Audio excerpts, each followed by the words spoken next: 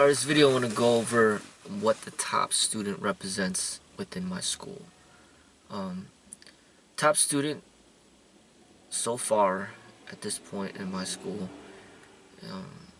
is the only rank there is.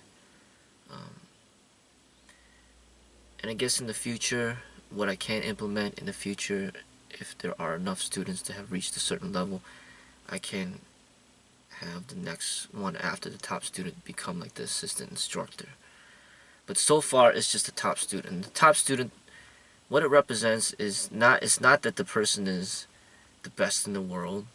You know, it's clearly not what I'm trying to say by that. I'm not saying that it's the best student in the world. I'm just saying that this is the best student that I have representing the school at this moment. Like right now. You know. Um,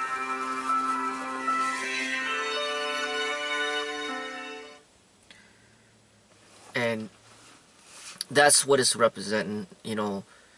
It's just, you know, and hopefully the person will keep getting better and better.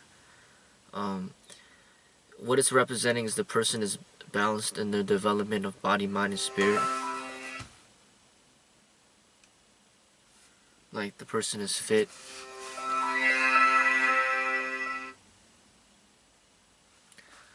The person is fit, you know.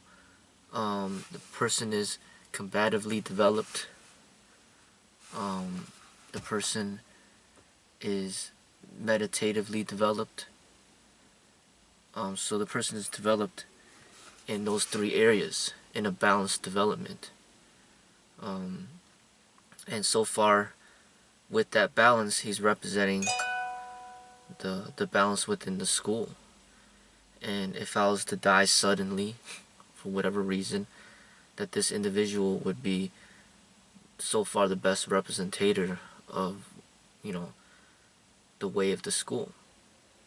You know, it may not be, the person may not be as developed as I want them to be, you know, but this is where the person's at, and this is the highest level student that I got at this moment that's representing what I would want the school to represent. So that's all it is, you know, and it's gonna, the person could change every single year, or it could be the same person. It's just basically the main person that I am looking towards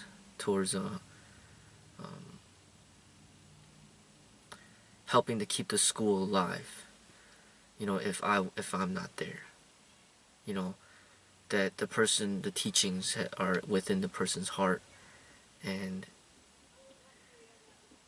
he is at this moment the most capable of sharing at least a glimpse of the teachings of which I've been promoting since, you know, since I started teaching. You know, and it's kind of like almost having like a president of the United States. You can only have one president, and you can't have like 10 of them. There's only one president. I mean, that's kind of how I view it as well. Like, just one student. There doesn't need to have 10. There's no such thing as 10 top students.